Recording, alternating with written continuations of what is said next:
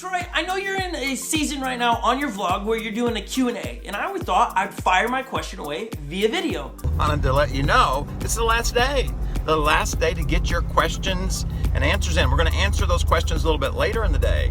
But before I get to my question, I want to say thank you from a guy that was formerly underneath your leadership 24/7 at Potential Church. Because God called us to plant a church in Maple Grove, Minnesota. I left that, but I still want it. And your vlog provides an atmosphere where I can log in and get a perspective of your leadership. I love the wisdom that you're sharing. Keep it up. Some days I have to say that the videos you're posting, it does make a guy that's in the tundra of Maple Grove, Minnesota, jealous of your sandy, warm beaches. I'm just saying, some days I covet where you're at. Troy, here's my one question. Can you sum up one leadership principle that every leader should live by? What's that one principle you'd say, start with this? If you don't have this, default to this. What's that one leadership principle everyone should have?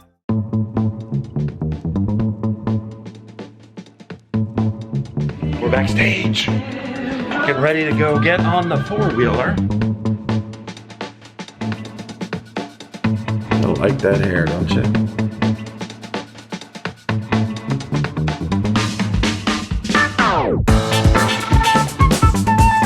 It's nice of you to tie your brother's shoe.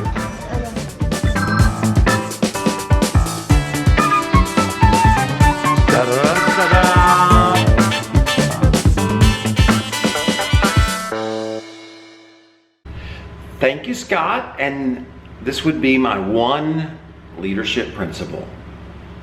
The heart, right? The most precious thing that we have as leaders is our heart. When our heart gets hard, we take advantage of people. We manipulate people. We ultimately end up hurting people.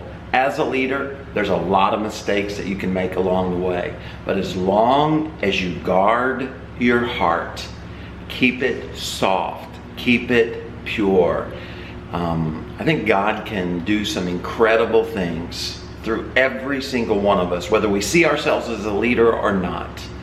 The number one thing you cannot lose, that you must be able to rely upon, is your heart. Thanks, Scott. Here's a question from L.A. Phillips. Hey, Pastor Troy, how has having a vlog positively or negatively affected your day-to-day life? Well, I'm still learning what to do and what not to do, but it has made me be more aware of what's going on around me, to try to catch it on camera before it happens, not say after it happens, oh, I should have got that on camera. The second thing I've noticed is there's a tendency to stay up late trying to figure out how to edit them. So overall, what would you say? Positive or negative? Positive. An interesting question. Hey, Pastor Troy, it's known that some successful leaders like Steve Jobs, Mark Zuckerberg, and even former President Obama adhered to wearing the same wardrobe every single day. We all admire your sense of fashion, but here's my question. Have you ever thought of doing something similar?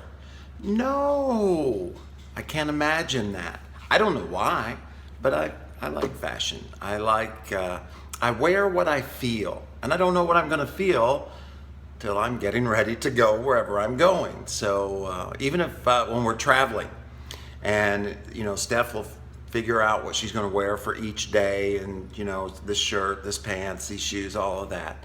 I just take a bunch, because I don't know what I'm gonna feel until I get there.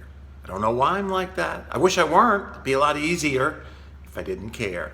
To wear the same shirt or pair of jeans all the time would make life a lot less complex and a much more simple. But it's not the way I'm wired. I like fashion. I like to read about it, learn about it, and you know what? We're even going to leverage it to do a series real soon.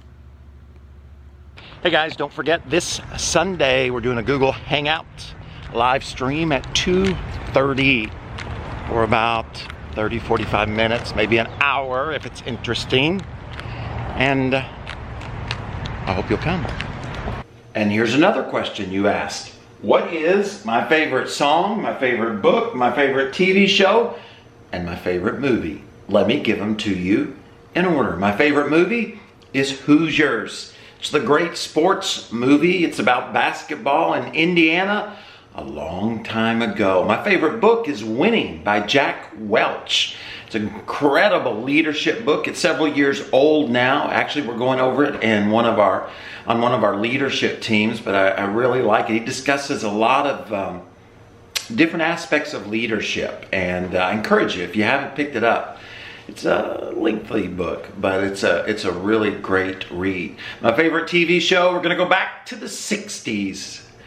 Andy Griffith Show. I used to watch it with my brothers when I was growing up. You got Barney Five, Andy Griffith, you got Ernest T. Bass, you got Opie, who was Richie in Happy Days, another one of my favorite old-time shows. You got Aunt Bee, and then you've got Otis. Just a great cast of characters from way back in Mayberry, North Carolina.